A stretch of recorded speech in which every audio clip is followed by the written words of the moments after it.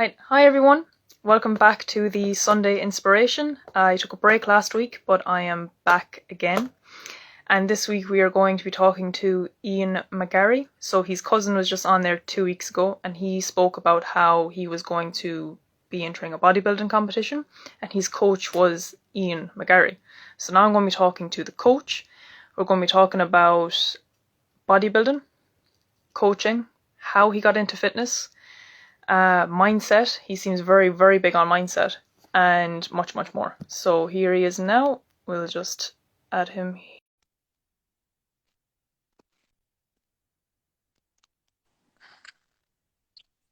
Hey, Hi, Ian. how are you going? How are you? I'm good. I'm good. Yeah, I suppose there's the whole thing of like where do you start? So, um, yeah, you take the reins. It's your life. You take the reins.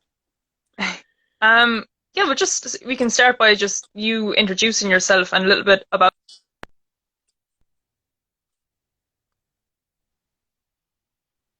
Yeah. I hope my internet's okay now.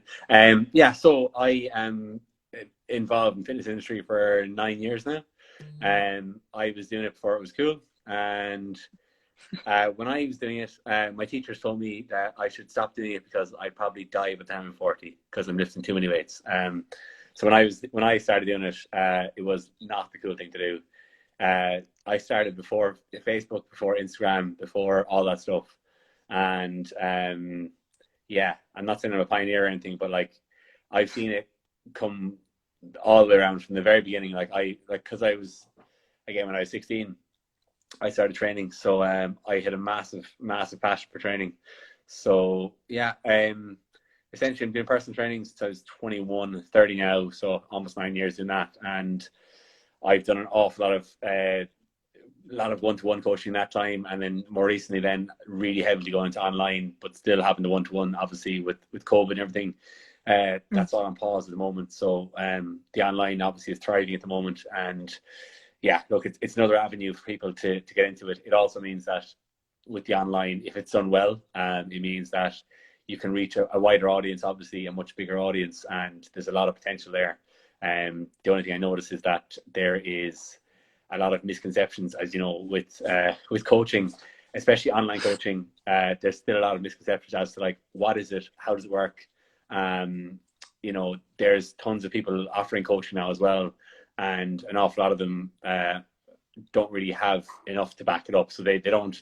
I'm not talking about paperwork because, as you know, like a lot of people can have um, essentially paperwork to cover their arse, but it Mm. goes a lot further than that. And having enough, having enough experience, having enough like nuance with people as well. Like having people skills is huge as well in this industry. So, um, that's one of the big things that separates like an okay coach from a really good coach is that they can deal with people really well and they can manage stress and manage a lot of volume. So the better coaches in the world can manage 100 plus people, 200 people at any one time, because they have systems in place for that. It's their full time job, obviously, as well. But yeah, like as far as coaching goes, I'm doing it a long time, and then as far as competing goes, I'm competing since I was 17. So I would have done shows before there was men's physique, before there was bikini, before there was any of these categories. I was doing it, and even at that, like it was a very weird thing to do back then. It was kind of like it was not frowned upon, but it was like, okay, all right, you're not playing rugby, okay, all right. And now it's obviously more popular now, but and that's to do with the inclusion of the inclusion of men's physique, the inclusion of bikini. Um, those categories have made things a bit more. I'm not going to say achievable, but I'm going to say more mainstream. They appeal to the mainstream a bit more. Um, and even it's funny because like if you there's this kind of misconception about like bodybuilders that like a bodybuilder is like a meathead essentially, that they're uneducated, that they're really kind of facetious, that they're really kind of obsessed about themselves, when it's not really true. Because people like to make blanket statements like so. A lot of people will think that a bodybuilder is one of these guys who walks around like with their microwaves under their arms and that they think they're amazing. Um, and most bodybuilders I know are the most insecure people you've ever met in your life. They're very like, they're the opposite of that. So I always hated the misconceptions that were there. And if you saw me, like, the one thing I think in my favor is that, like, I kind of, I can do both. So like, I'm fairly athletic, I'm pretty healthy. I carry a fair bit of muscle for the height of me. I carry a lot of muscle, but I kind of hit the kind of in between spot. So yeah, the way I look at it is that, like, it's something that is attainable to people if they're willing to work. But I don't look like the stereotypical, like, guy who walks around with the arms flared to the side and this kind of stuff. It's generally appealing. So like, that's what I've kind of strived for, so that it does, like, you don't stick out like a sore thumb either, so that you're actually like, because each their own. People can do what they want. Like, people can do, and they will do what they want. But for me, like, especially as I get older as well, like, it's more a case of, like, I want to be able to do this for a long time. I want to be, like, as healthy as possible, and I want to teach other people how to do it. And I don't. The majority of the people I coach are not bodybuilders. They're normal people. They're like everyday people. Like 90% of the people I coach are normal people. So that's the other thing too, is that there's a big misconception of it's almost a curse if you're in really good shape. It actually gets pushed against you sometimes, because what people think is that, well, I don't want to look like him though. I'm like, all right, well, cool. You won't. You're not going to look like me in 3 months. Like maybe 10 years. But yeah, there's a lot of misconceptions out there, which I'm always trying to kind of break down. But as far as coaching goes, and coaching competitors, I'm coaching people for competing for 7 years. And yeah, I've doing it a while. I've been pretty successful at it. I don't take on anyone. So like, if you're coaching if I'm with you as a coach, I've probably screened you. I don't take on anyone. And the big thing for competing as well is that it takes a special type of person to actually have enough drive and to have the mindset and be strong enough to actually go through it. Because obviously, as Jamie said as well, is that, like, it's mentally more difficult than physical. It's mentally one of the most difficult. If you do it really to the far end, like if you get to the top, it's mentally incredibly hard. And that's where people get separated, and they can't quite make it. Or that's also as well, when you're talking about like excellence, if you want to be the best, hopefully everyone does it. If you want to be the best, you have to be willing to sacrifice. And you'll hear people on social media that give out all day about competing, often females, because the psychology is a bit different with the female side of things too. That they'll give like these kind of horror stories about, like, about, let's say, like, oh, like there's starvation, or there's this and that, and there's like mental breakdown and all that kind of stuff. But the reality of it is, like, when these people get into it, they have to know that, like, you will be hungry. You're going to be really hungry. There will be weeks where, like, and again, like, if you want to be the best, it's an extreme thing. It's like me saying I'm going to be the best powerlifter in the world. Like, yeah, you're going to like bleed out your eyes, your nose. You're like, your nose is going to explode and you squat. Like, it's like, at any extreme, if you want to be really good at it, like, there is a price to pay. So I think a lot of people need to realize, like, what the actual price is, and a lot of people who get into it need to do more research, because like, there's a big thing there with, I get people ask me all the time, or I'll hear about people that get into it and they bite off way more they can chew. They're not ready to go there yet. So if anyone is thinking about competing, my best advice to those people is to get in really good shape, like photo shoot shape first. And if you do that and you like it, you enjoy it, and you enjoy the process, then take the next step up and then think about competing. But it's a big thing to undertake, competing. So like, you really need to have to weigh it up, and your life has to be squared away. You need to have enough money. You need to be in a good living situation with your partners, with family.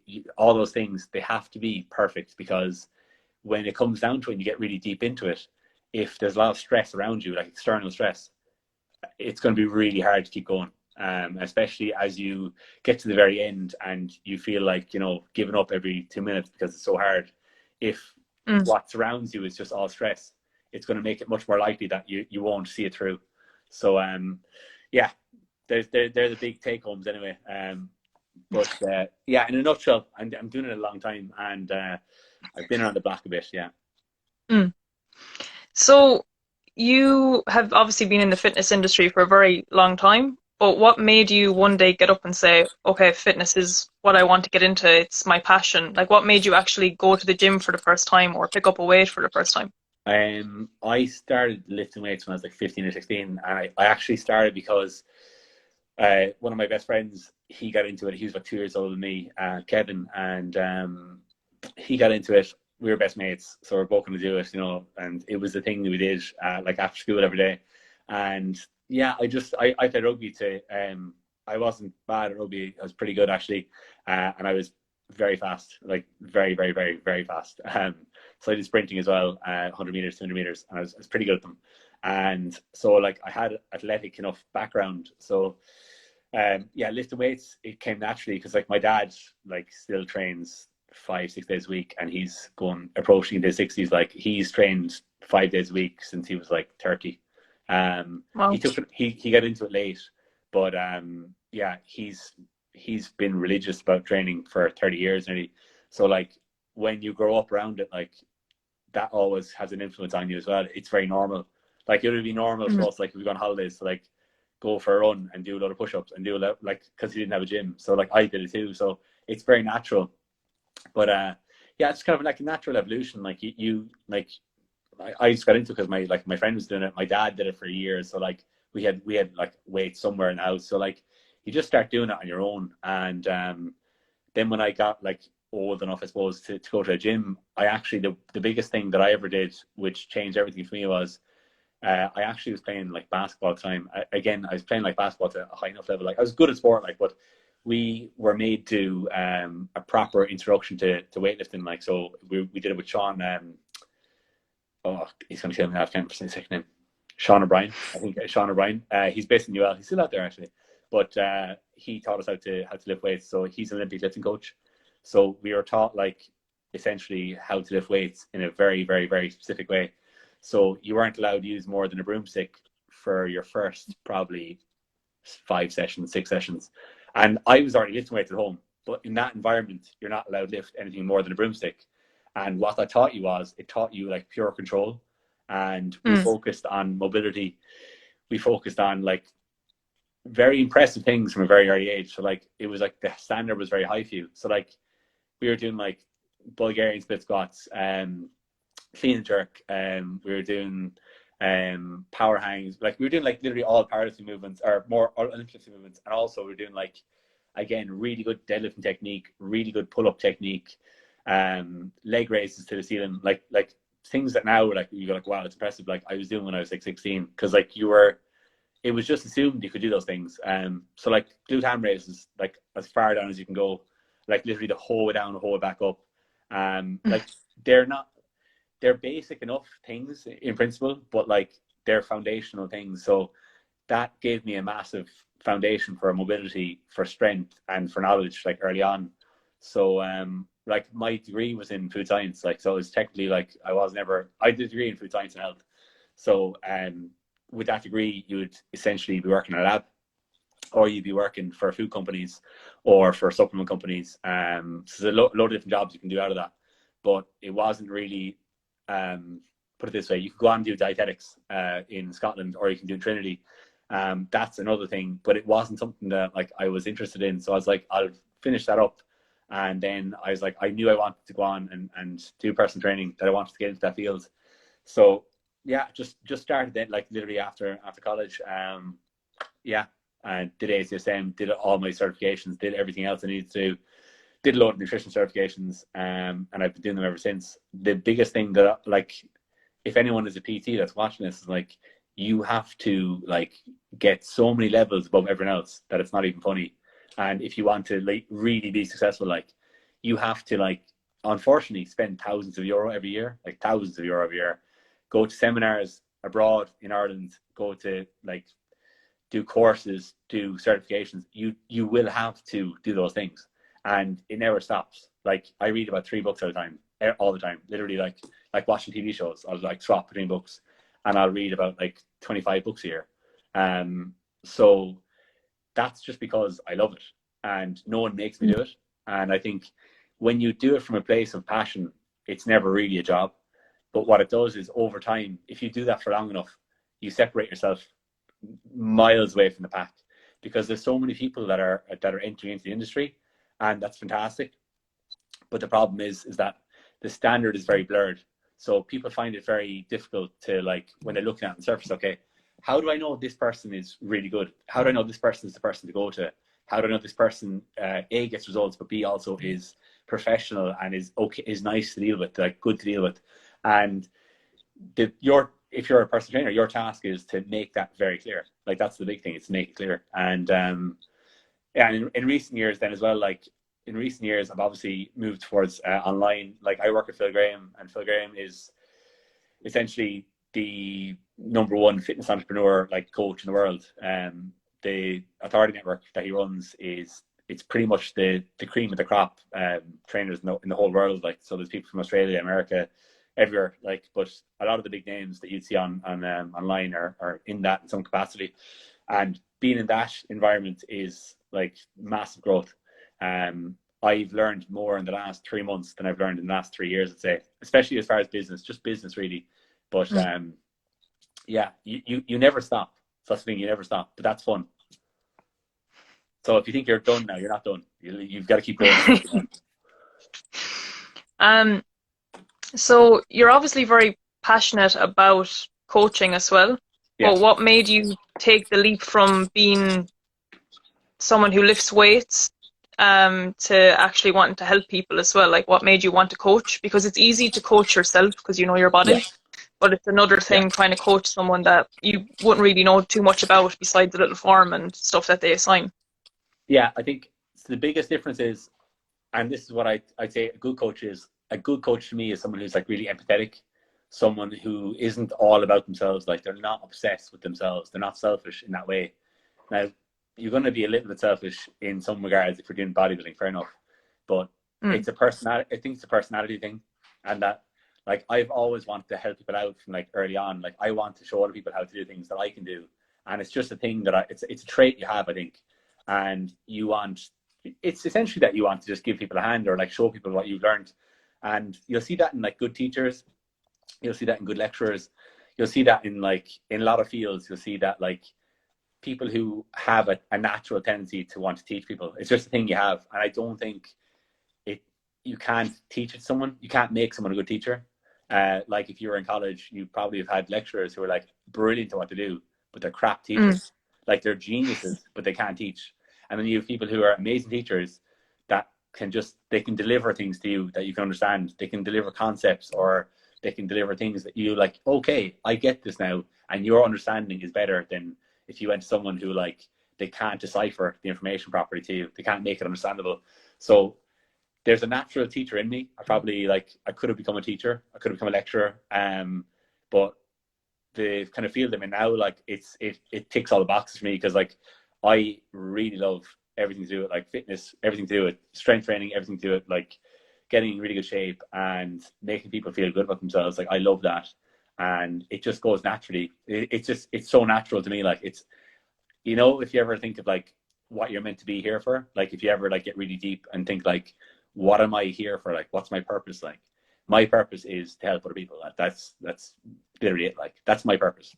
It just happens to be in this like packaging. If that makes sense. Yeah, no, that makes sense. So bodybuilding would be your main sport yourself. Yeah. And what made you want to do bodybuilding? Because you've just said that it's not necessarily wasn't necessarily the most popular thing. So what made you want to get into it?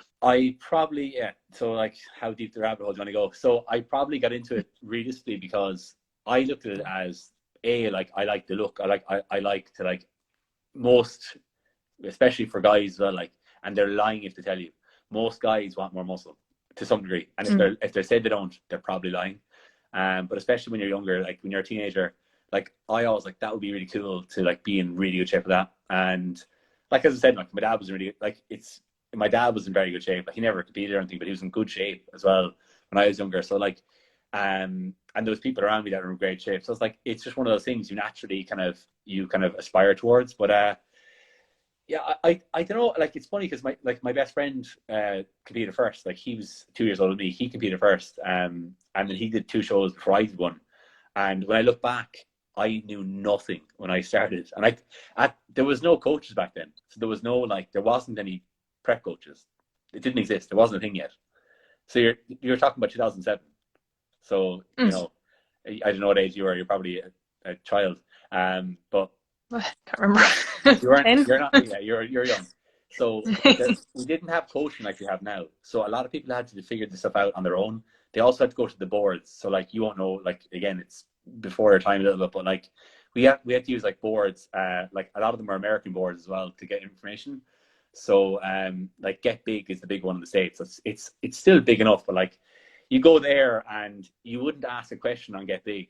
Like I still wouldn't ask. And I know it's fair now, but like you would get eaten alive there if you say something like that's wrong, or like that's like you might not know it's wrong, but like it's one of those places where like authority is like respected, or like isn't used to know your shit to say anything on there. So what you do is you just observe and you learn from that. Like, so that's where we learned.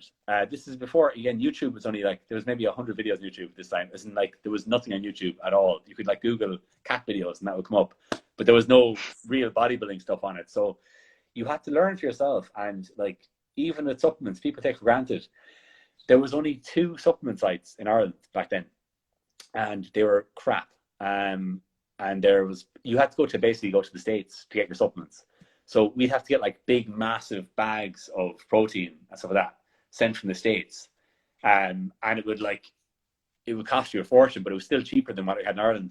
You couldn't order supplements and expect them the next day. You couldn't it's so much easier now in a lot of ways, but back then the information wasn't readily available. Like even gyms, like gyms now are like the gyms that people have now are like unbelievable. Like the gyms we had back then weren't great, but at the same time, those same gyms, I take those gyms over some of the newer ones all day. Like I would take an old fashioned gym, like an 80s, 90s style gym all day over like a really fancy, like disco style gym, like one with more heart, because I think you can have the fanciest gym, you can have all the equipment in the world, and you can have like a crap physique, because it happens all the time. And in Ireland, like Dublin has the best gyms. It's fair enough. Like that's safe to say. Dublin has by far the best gyms. And if you look at the competitors, they're not all the best competitors in the country aren't all from Dublin. They're from all over the place. And some of the best guys in the whole country are training in very, very basic gyms. Like you don't need much. But what happens is when you have a really fancy gym and you have like every machine under the sun, you start working a little bit less hard, because you actually end up giving yourself the easier solution. So everything you do is like support a machine. Everything you do is like pure isolation work.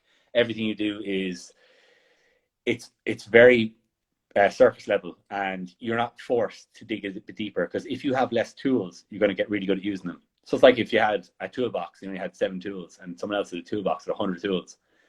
You're going to get pretty good. If you want to get the job done, you're going to get pretty good at using those 7 tools. You're going to find a way of adjusting the tool or an angle that you can get the same job done. So it's kind of like that, like how many tools you have in your toolbox. And sometimes having less is better. And it's the same thing now with people training from home.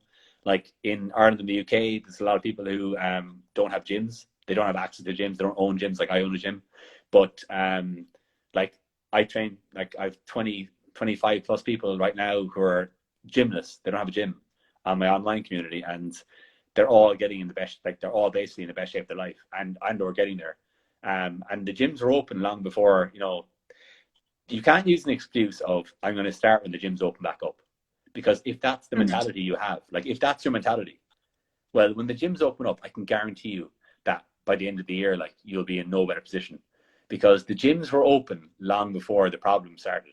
So like if your issue is like that you gained weight or you're not in great shape, when did it start? Okay, 3 years back. So the gyms were open for 2 years prior to COVID, and you didn't use those 2 years. What's going to change now? And you're going to say, well, I am going to change.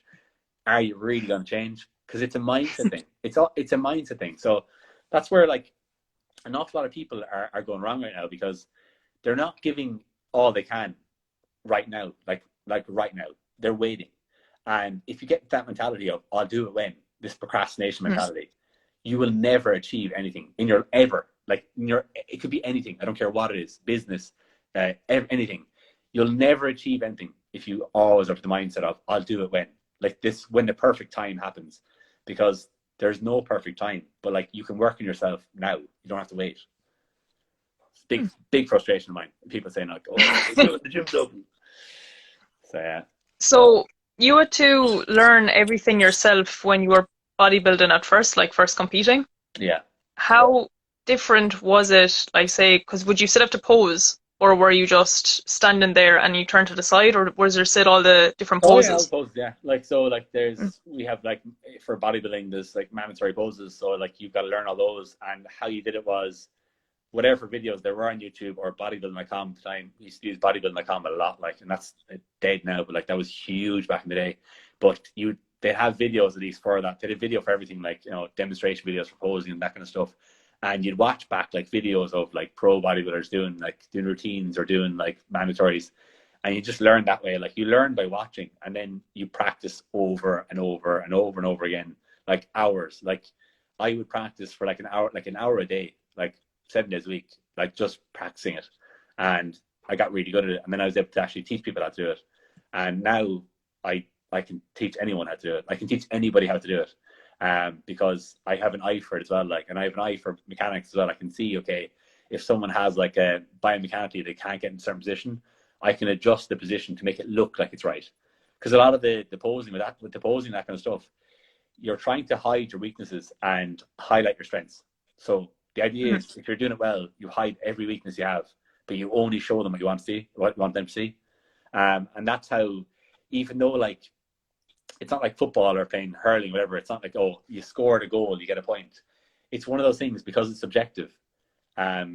You can choose to like it's illusion. So like, you're trying to create an illusion, and an awful lot of it is that. And there's so many tricks you can pull to create that illusion, like that. It's mad. And there are things that people know that have been passed down to the years. So like there's guys who are like much older than I am that would show me stuff that have been around the block, that have been to like Mr. Universe or like pro bodybuilders, and like they'll just tweak things even more. And then the more you refine it, then the better you get. And then eventually like you professional level, like posing. But that's one of the things that people struggle with. They like, you have people who are doing online coaching. That's great for preps and stuff. But they have to pose in person with the coach. Like they have to.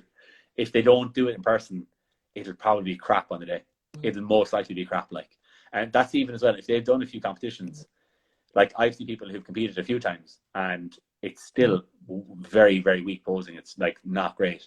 And it's one of those things when you are competing, like you don't have control of who shows up on the day. So like I've competed, like Toaston's on this chat. His brother is Blessing. So Blessing is one of the best bodybuilders in the world, and I compete against his brother.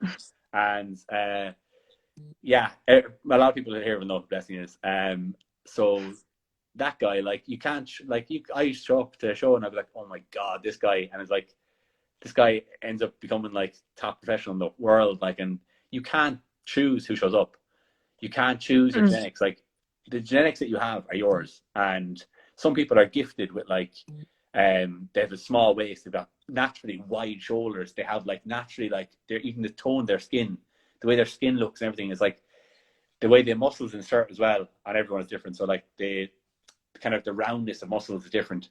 That's all. A lot of that's genetic. You don't get to pick that. And even like when muscles start to like cross straight, so like on certain muscles, like your triceps or your quads, the muscle actually starts running sideways. So you actually see like feathering down the muscles. Like I have that in my legs and my arms, but I didn't do anything special to get that. I was always going to have it. So like my brothers would have it if they tried their arse at all. Like they'd have it as well if they trained their legs hard enough. It's one of those things. You get gifts, and then other things you get that aren't necessarily gifts, but you got to work what you have. And one thing you do have is you have control with your presentation. So that's your posing, it's your trunks, it's your tan, all that kind of stuff. The presentation side of it, you have 100% control of all that. So if you try to do that to perfection, you've scored a lot of points. If you don't have the best genetics in the world, and someone has amazing genetics, but they don't give a toss about how they put themselves together, how they appear, like all the small bits, if they don't do their homework, you can beat them. So that's the thing, is like you can beat people on the day that are in the gym much bigger than you, they look much better than you, and if you ask people in the gym who do you think would win, they go, that guy. But on the day, you can like destroy him. If you do, because if you want to be like really, really good, you have to like focus on 1%. Like 1% differences make a difference. And the higher level you go up, as you go up higher and higher and higher to the top level, to like top of the amateur level into the pros, the smallest thing makes a difference. So like the minutia makes a difference. It's kind of like, you know, when you're younger and there's like soccer boots in like, you know, in the shop, and they're like 250 euros, but like they're worn by like Messi's boots, let's say, or like Ronaldo's boots, and they're like 200, 300 quid. If you give a 10-year-old those boots for 300 quid, it's not going to make, for most 10-year-olds, it won't make a actually difference. They're not good enough yet. They haven't developed enough skill yet. If you give like a 18-year-old who's really good those boots, they can actually make a difference. You know, it's because at that level, once you get to that higher level, now small things make a big difference. Whereas when you're at a low level, you can do anything and it'll work. But if you're going against guys who are like top of the top of the top, it's so tight. It's like if you're running a sprint and you're like, the guy like nips his head forward. It's like that. And that's what it comes down to, like when you go to the highest level. So that's the way I look at competing. It's like you're focusing on 1%, and it's 1% differences that can get you over the line. And it's a bit neurotic because like to a normal person, the things that you focus on, you're like, my God, why are you weighing out your lettuce? This kind of like I'm joking, but like, you know, the small things, if you have like an eye for precision, or if you have like a mindset for precision, like for doing everything perfectly, you'll be really good at this. But you also have to be used to being bored. Like you're going to be bored a lot. Like it's not sexy. Like getting in amazing shape is not sexy. It's not cool. It's like, it's actually very monotonous.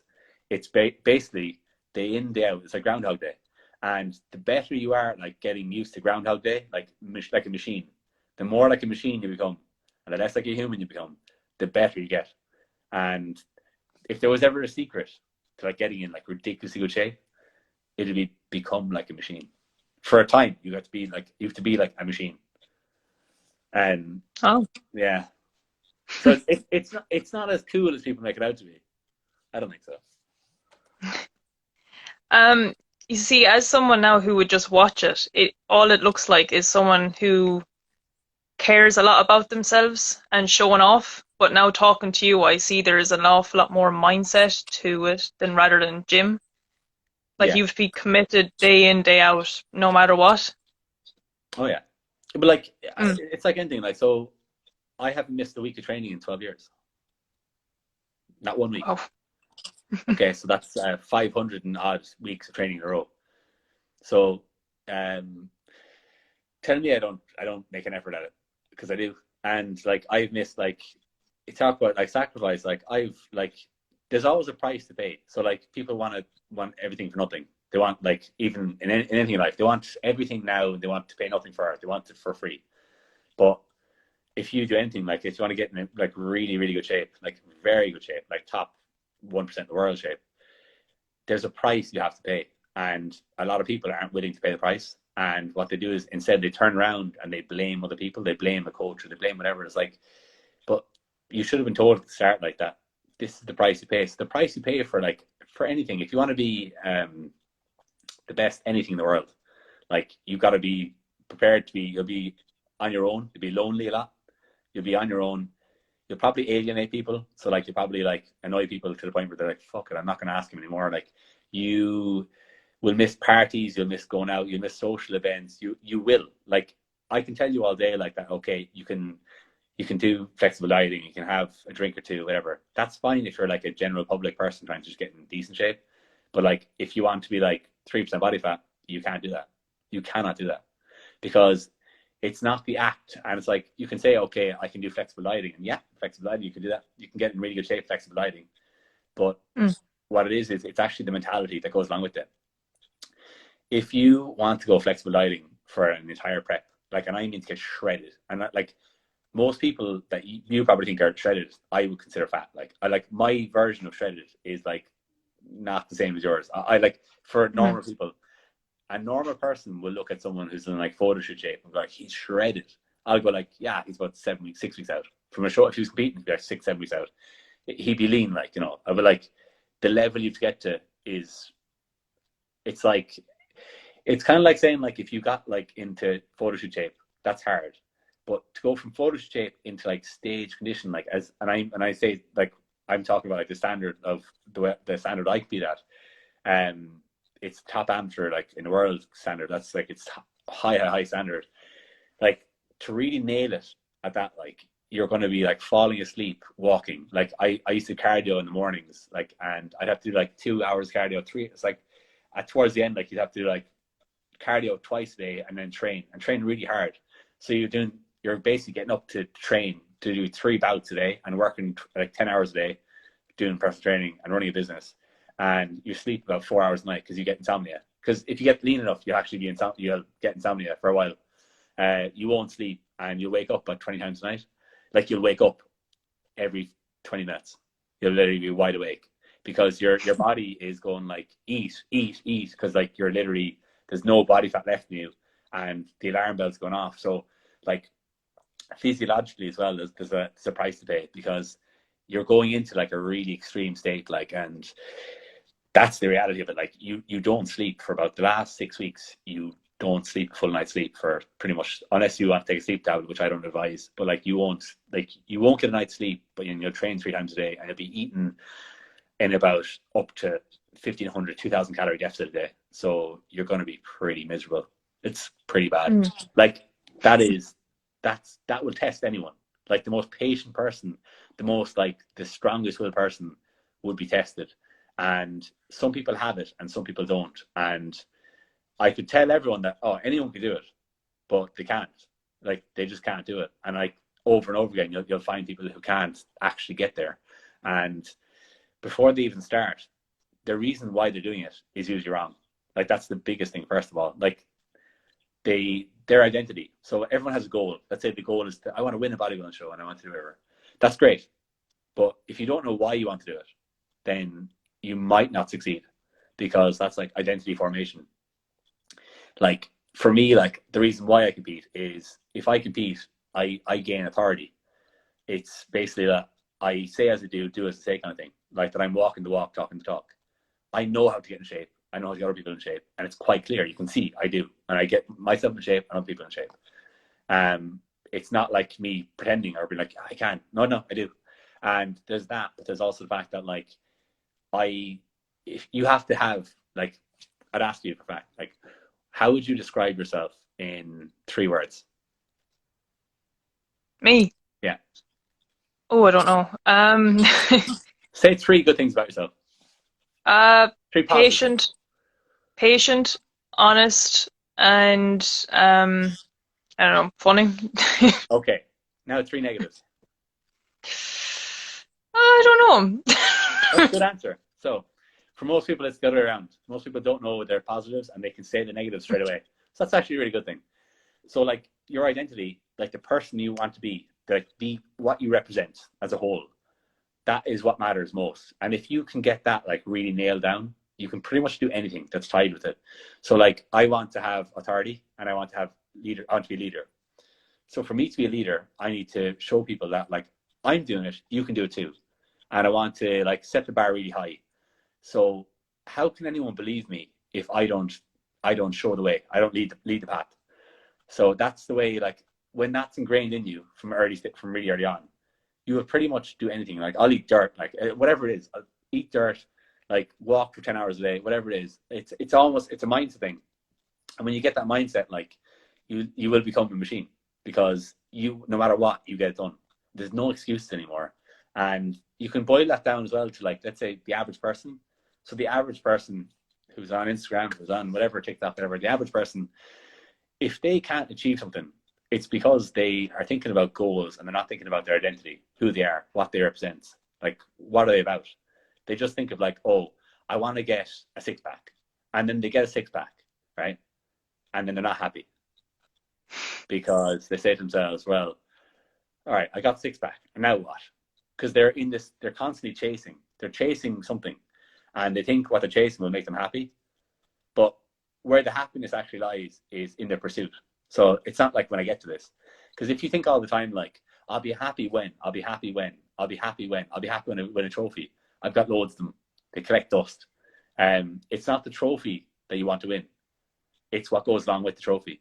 And so if your mindset is, I want to win this trophy to show off, to be like, look at everyone, how fucking amazing I am. Like, if that's that's what you live by, when you win that first trophy, you'll put it up on the mantelpiece, and there's a very high likelihood that you won't go for another one, because you'll be satisfied. Or sometimes you get it and you go like, oh, I got this trophy now. It wasn't really that satisfying. I'm not really that happy.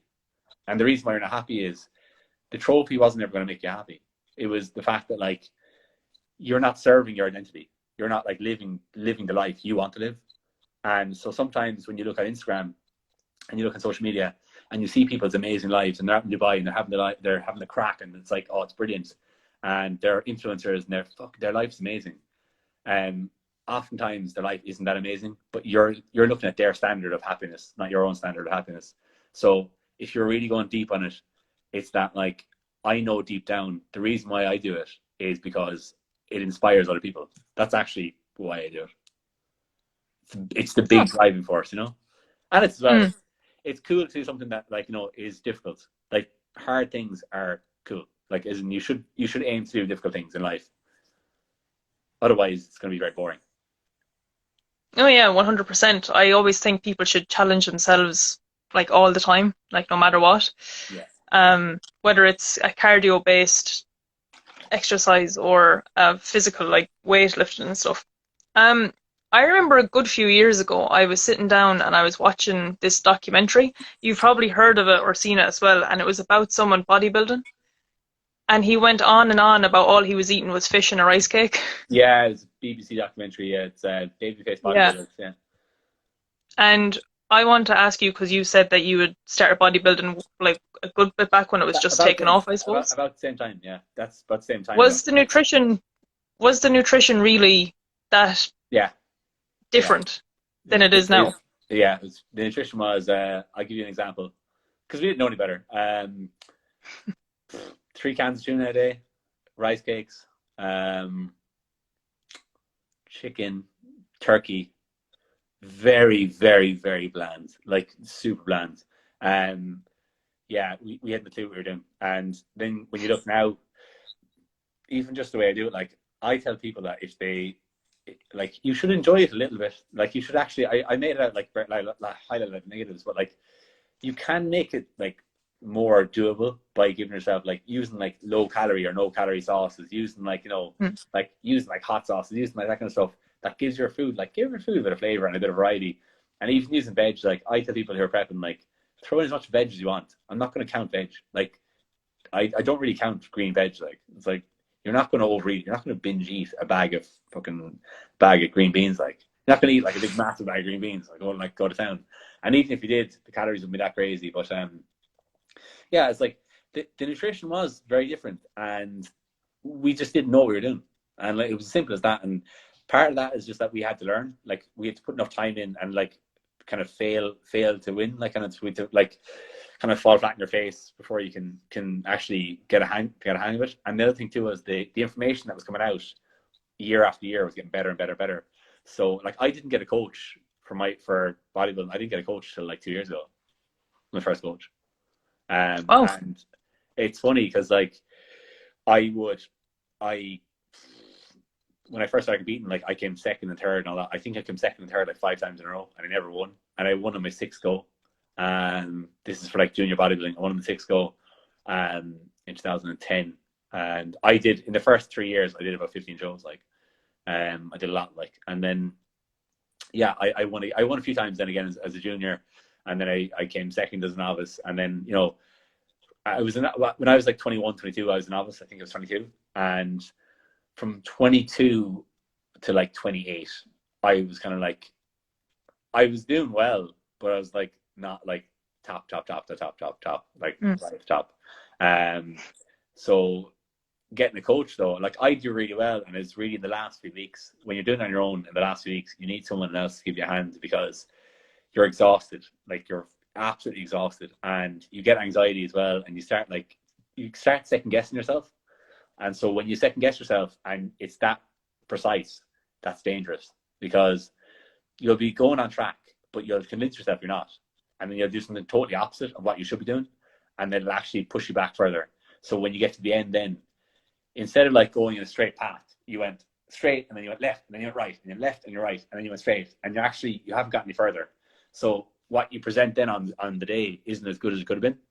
So I had a coach, and so Billy Bourne is my coach, and Billy's like won the Mr. World. He's like competed at the universe. He's one of the best like bodybuilders to come out of Ireland. He's up in Derry, but he's one of the top guys ever to come out of Ireland, and he's still my coach to this day. But I went with Billy in 2018, and he was always a friend of mine. And he doesn't coach people, like he doesn't actually do it.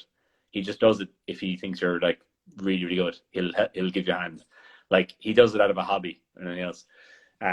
So Billy only has me and another fella, Vinny, and we're the only two people he looks after. So like we're lucky.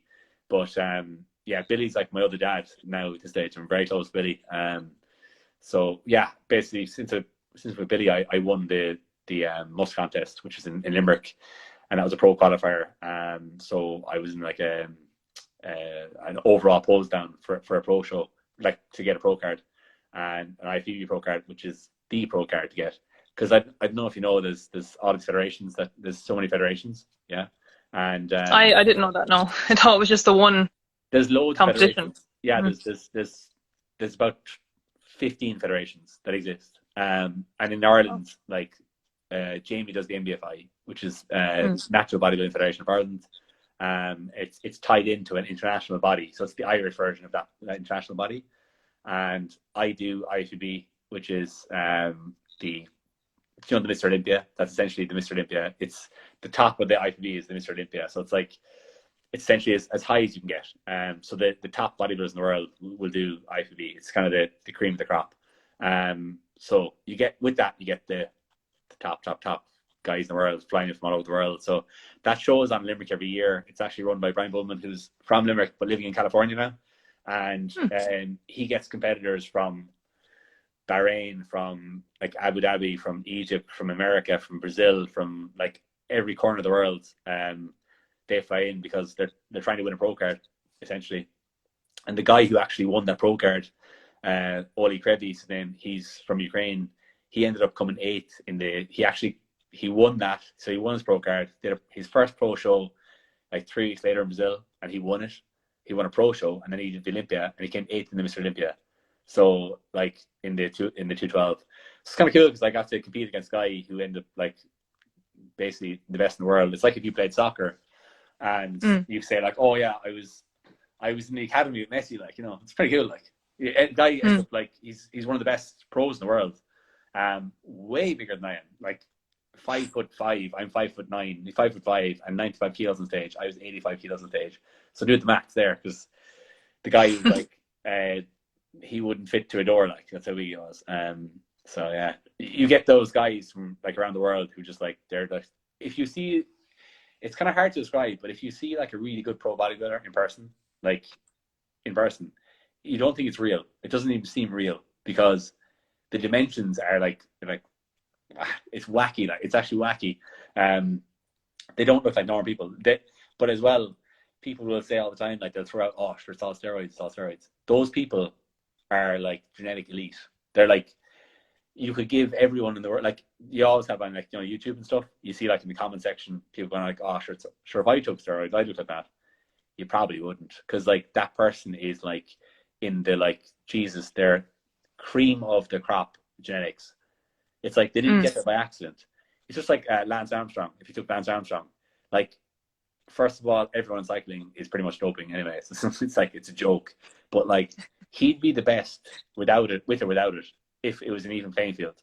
Like when you get guys who are like that gifted, or like that in this case that genetically gifted and that mentally strong, they're going to be unbelievable no matter what. Like so, like you add in all that stuff into the mix, it doesn't make a difference. They're really good, but that's where people get very jealous. Like this mass jealousy with all that stuff. Like it's a very Irish thing. It's a very Irish thing, like to be like really judgmental, be like, oh, well, he only got that because whatever. It's like, right, yeah. Like people look at me all the time, and I know they say like, oh, they say whatever, but I always come back to the fact that like I haven't missed a week of training in 12 years. Have you? Yeah, you probably fucking have. Yeah, you probably haven't been training 12 years. So like, there's no free rides. Like, I know some people have like amazing genetics and they like get in shape in the first 2 years training. They're just freaks and they look unbelievable. And they've only been training 2 years. Like, they're elite genetic. They're just like, they're different level. And that's just life. Because some people have like, are amazing at maths. Some people are amazing at whatever. Some people are amazing at languages. It's like, we all get our, like, whatever, whoever the higher power is, like, you're gifted with something when you're born. And some people just happen to be gifted with like really good insertion points in their muscles, really good like skin tone, really good like ability to build muscle, really good ability to like to stay lean or to get lean. So that's the cool thing when you do this. You realize that like there's so much variation. People are so different. Like, and even though like the average person might look at a load of bodybuilders on stage and think they all look the same, if you have an eye for it, you go like, no, they're like, they look totally different. Like, it's like having an eye for like fine art. You can see like, oh, straight away. And you get that with experience. Because I'd say most people, if they looked at bodybuilders and looked at 10 of them, they'd find it hard to pick the winner. Like, to be like, I'm not sure who's the winner here. Whereas if you have an eye for it, you'd be like, straight away when they come out, you're like, ah, there's the winner. They don't even have to do anything. You're like, you pretty much know if they're good as well. You know, like, ah, he's the one. You know straight away. Yeah. So yeah. So I'm just going to skip down as far as mindset. And I followed you now for a couple of weeks, and I notice you're really trying to change people's negative mindset to a more positive one. Yeah. And instead of saying, oh, I can't do this because, you can say, well, I can do this because I have this, or, you know. Yeah. So why is mindset such a big thing for you? Put it this way. It's like having imagine you had the ability to do anything, but you didn't have the means to do it, if that makes sense. So, as I said a while ago, like, most people everyone wants to get in shape, and everyone wants, they have desires. So like, humans have desires. They want to have loads of money. They want to have this job. They want to get in this shape. They want to achieve this. They want to lift this weight. They want to do whatever it is. Like, they have desires, but I would consider most people's desires to be empty. And the reason why their desires are empty is they don't have a foundation of the right mindset. So like, the foundation is really weak. So that's why people fail a lot. They fail because they don't have the right mindset from the get-go. Like, they don't set themselves up for success because there is no foundation. They just go, right, I'm going to do that. I'm like, what? And they just got this notion in their head. I'm gonna go and fucking do whatever it is. If you do things out of notions, you're not going to do it. Most of the time, you won't do well. Whereas if you actually take the time to frame things and discover, like, A, who you are, and B, what you value, then you'll probably do pretty well. And it goes back to what I said earlier. It's like, a lot of people don't know what they value, and they don't know what they don't accept. So when I say don't accept, is a lot of people put up with shit they shouldn't put up with. Like, they put up with crap they do not need to put up with, but they put up with it anyway because it's convenient. And then on the flip side, then a lot of people, they say they want to do something, but they can carry out the actions to physically do it. But if in, like, deep down, they're not fully committed because it means everything to them, they won't succeed in whatever it is. Like, it's not just a case of saying, like, I believe I can. It's not that. You have to form an identity. So the identity is, like, you probably, there's a book on this. Basically, it divides up, like, if we have habits, like good habits or bad habits, you have identity and you have goals. And if you focus solely on goals all the time, so like, you end up doing like, I'm going to do this month, and I'm going to achieve this, and whatever it is, and you're always focused on the next goal, you probably won't achieve most of them because you haven't formed an identity. So, and the identity is, like, who are you? Like, most people don't ask themselves, like, who are they? Like, and when you ask them that, they go, what? They're like, who are you? Like, what do you represent? Like, what do you, like, what makes you, like, get up in the morning and be like, fuck, can't wait? What makes you thrive? And, like, what makes you feel alive? And a lot of people are tricking themselves and thinking that, like, oh, this is what makes me happiest. This is what makes me, like, fulfilled, because it's convenient. And sometimes, like, what will actually make you happy isn't convenient. You have to, work has to go in to achieve that. And it can be anything. Like, isn't like not everyone has to be a bodybuilder. Like, you can do whatever the fuck you want. You can like do kettlebells. You can do whatever you want. You can do TRX. You can do whatever the fuck you want. But does it make you happy? Like, do you enjoy doing it? And that's the big thing. And if you enjoy doing it, that will get you most of the way. But if you're having to force it from the day one, it's probably not going to, you know, be what you really want. So that's the big thing for as far as mindset. It's probably the number one reason people can't lose weight in the world. Nothing to do with genetics. Nothing to do with genetics. Nothing to do with the fact that there's ads on TV for McDonald's and stuff. It's that they think they want it, but they don't know why they want it. Does that make sense? They think they want something because they're told, oh, everyone has to look skinny, so I better look skinny too. Everyone has to look like this, so I better do this too. But they're going with the narrative of like, this is what you're supposed to do. This is what people tell you have to look like. This is whatever. It's bullshit. Like, you do you kind of thing. So what they're doing is they have great intentions, but there's nothing to back it up. That's the best way to describe it. And until you discover what it is that like makes you tick, like until you actually ask yourself those questions, you probably will end up in cycles of like, especially if it's like losing weight or getting in shape, you'll end up like yo-yo dieting. So you'll never be content. You'll always be chasing and chasing and chasing for years. And it goes on for a decade plus with some people. They literally like, they lose weight, they gain weight, they lose it, they gain weight. They're like, or they get in really good shape, they fall off the wagon for 2 years. They get back in shape again, they fall off. And they're chasing it forever. And if you end up chasing it forever, like it's not fun, like, because you end up feeling like shit. You end up having a bad relationship with food. You end up like not enjoying training because it's not actually giving you like positive things. It's giving you kind of negatives.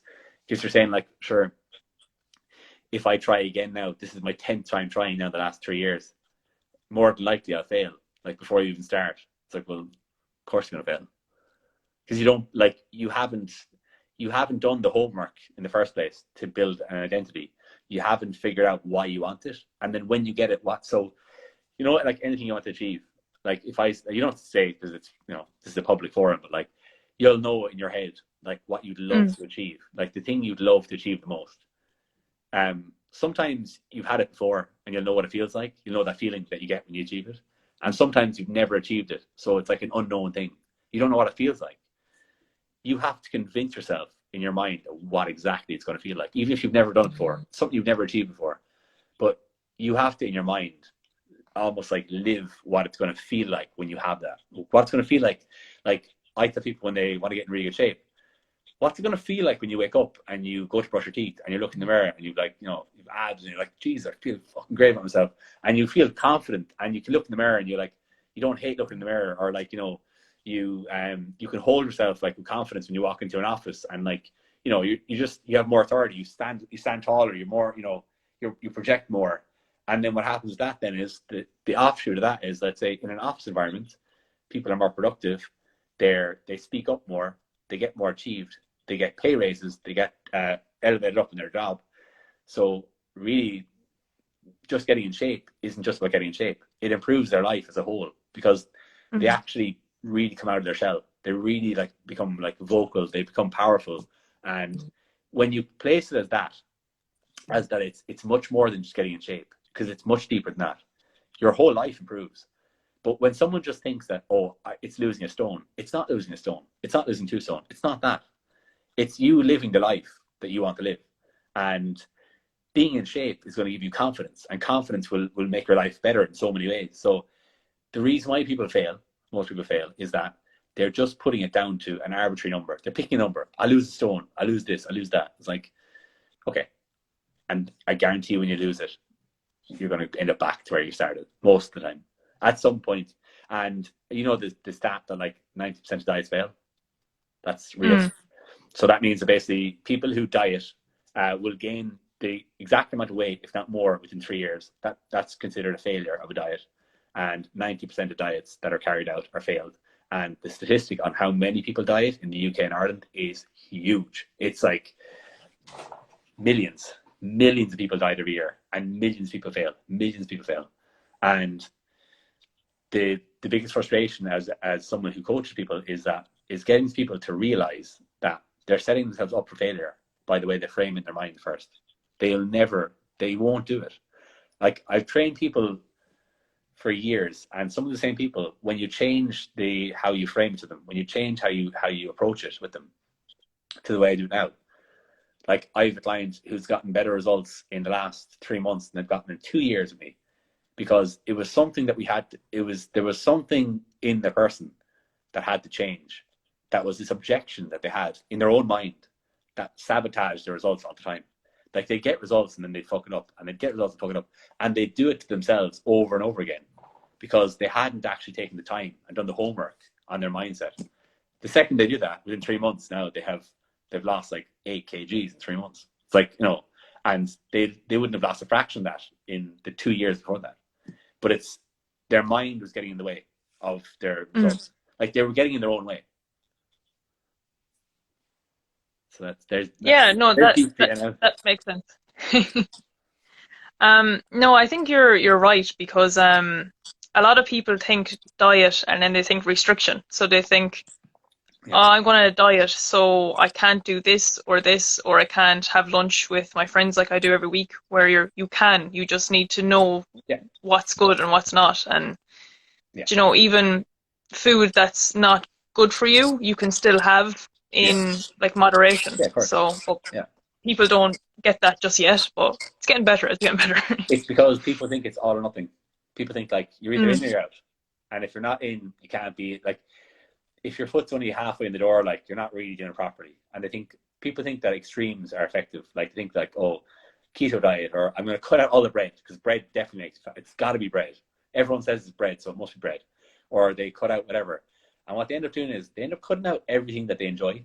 And then especially when you use the word diet, like it sounds awful, like diet, like fucking diet. Like it sounds horrible. And then what happens is then you put negative connotations on dieting, because dieting is this like demonized thing. It's like, oh, fuck dieting. It's like when people say cardio. Some people hate cardio because they've actually set it up in their mind of like, oh, it's such a chore, I hate it. Whereas really, no, you can actually enjoy it. You can actually be very fulfilling. You can really get a lot out of it. And they go to the negative first. So when you say diet, like I hate the word diet. I hate it. I would use the word like lifestyle. And I would use the word like positive lifestyle rather than diet. And because we're all on a diet, like a diet just means that diet essentially actually means what you eat. It's not, it doesn't mean you're like minus food. It just means it's what people consume. That's what a diet actually means. A diet of whatever. It's just food. But there's this negative connotation. There's this connotation of like, oh, I have to sacrifice everything. I have to give up everything I love. I have to give up everything and forever. Like, I'm never going to be like, it's this whole thing of you take it away, and you know what, when you take things away from people, they want them more. It's like human nature. We want what we can have kind of thing. And you actually create this really negative relationship with food because you've now demonized certain foods. You've demonized foods, like, and nothing should be demonized. And it should be a case of like, I don't tell people like good or bad. I like to use the word like nourishing or not so nourishing. So like good food is food that provides really good nutrition. So like high quality nutrition, it provides a lot of nutrients and minerals to your body, or it provides, a source of protein or fiber. And like, and not as nutritious food is a food that's like kind of devoid of like any like essential like any elements of nutrition. Like, so it doesn't have much minerals, not like a McDonald's burger, like, it's like, okay, there's a bit of protein in that. Like, it's not the most nutritious thing in the world. We all know that. But it's not gonna kill you if you have one and you fit it into your macros. Like, but essentially, if your whole diet was McDonald's, you probably would be short of quite a few minerals and vitamins, stuff like that. So it's that if you eat like a 5-year-old, you will not look great. If you like, it's like saying to someone like, you can eat whatever you want, but you have to stay within a certain parameter. Like, you have to, like, your accountancy sheet has to end up being balanced at the end of the day. Now, if you act like a 5-year-old, if I give a 5-year-old, like, okay, here's a 5-year-old, here's a table for the food, and you go out and eat, the 5-year-old's going to reach for the fucking sweets and just eat sweets the whole time. You're not 5. You're not 5. You're an adult. So, like, we know as adults, like, a 5-year-old does not know about nutrition. They actually don't know about they don't know what vitamins are. They don't know what minerals are. They don't know about, like, health. They're not concerned because they're 5. But what they'll do is they'll reach for the junk because it tastes good. It's giving them this like sensation in their brain. It's amazing. It's like, it's like a drug for them. And food is a drug for us as well. But what we do is we know better, but we don't do better sometimes. So we reach for all the shitty food that's just not that's got no nutritional value, but it's like really high calorie, and we know it's not great. But we have to kind of own up to a little bit. Like, you can't eat like a 5-year-old when you're 30. Like, it's not going to end well. Like, you can have those things that you want, the stuff that the 5-year-old's going to eat, but 95% of your diet should be the stuff that a healthy 30-year-old will eat. And then the other stuff, the 5-year-old stuff, then can fall in. But I like to keep to 90-10 or 95-5. 90-10 rule is pretty good. So like 90% of your calories coming from like nutrient dense food, 10% of your calories coming from like kind of snack foods, like not as nutrient dense stuff, like more kind of snacky stuff. You can go up as far as like 80-20, even like 80% like nutritious food. Like I would generally be like 80-20 for most things, like most of the year, 80-20. And like I like to eat like 4,500 calories to even gain any weight at all, like, so, or 5,000 to gain any weight at all. So like when I'm trying to gain weight and trying to build muscle, like I have to eat like Rice Krispie treats. I have to eat like, you know, sugary stuff to actually get anywhere at macros. Otherwise, if I was to eat like chicken, broccoli, and rice to get 5,000 calories, you'd be eating about 20 tubs worth of chicken, broccoli, and rice all day. Like, you can't get it. You can't achieve it. Like Jamie's eating pancakes every day. You know, he's eating pancakes and maple syrup. Like, it's like he has to. Like I have clients who have to. They've no choice. But they're on the other end. They're like trying to gain weight. But like, nutrition is a tool, but it's just some people don't know how to use it properly. It's just a lot of it is education. People are they're just misinformed, and there's so much information out there now that they're actually getting confused. They're like, I don't know what I'm supposed to do, because this guy's telling me to that guy's telling me that way, this girl is saying this is the way. And it's like, how are they supposed to know who to believe?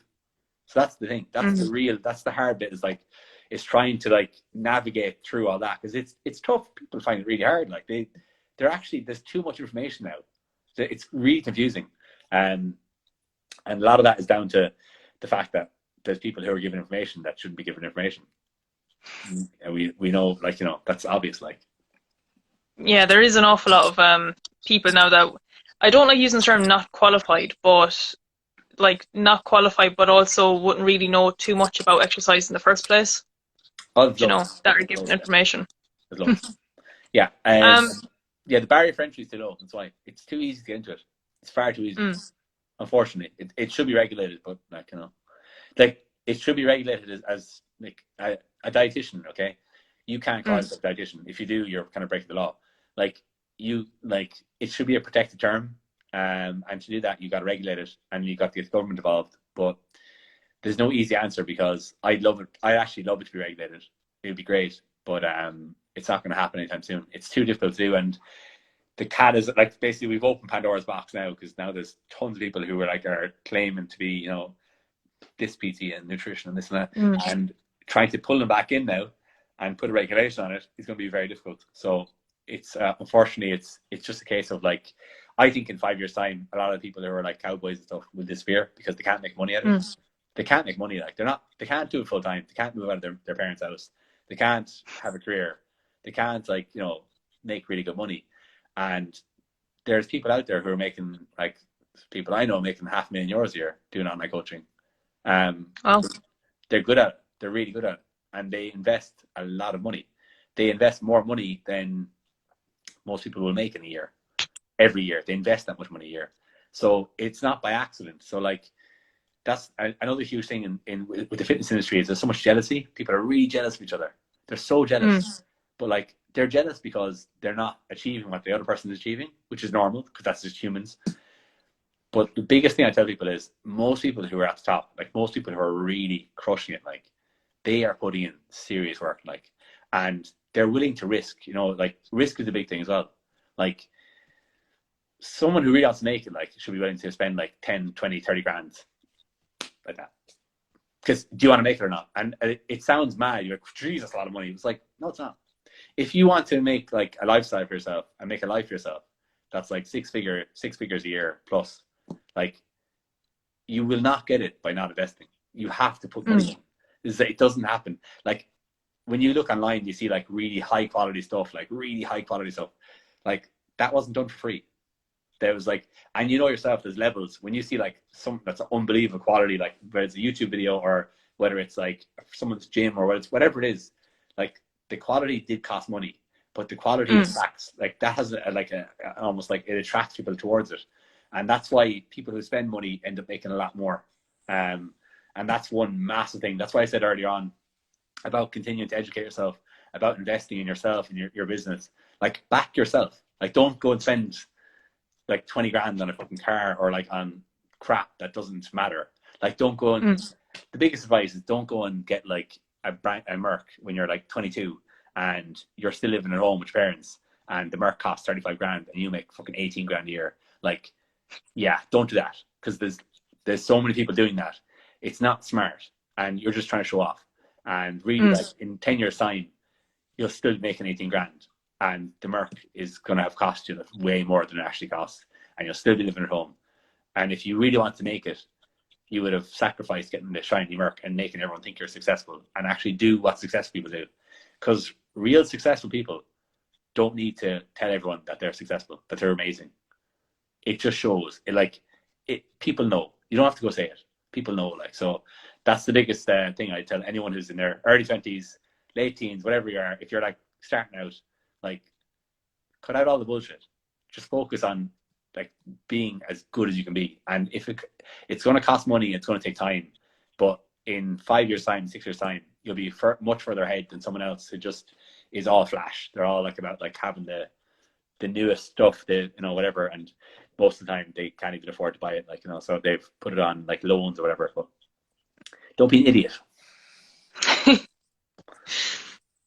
So just before I sign off, do you want to promote your level 90 coaching? Yeah. So essentially, my coaching service is called Ian Mcgarry Coaching. So it's that's the online coaching service I run, and level 90 is the 90-day program that I run with that company.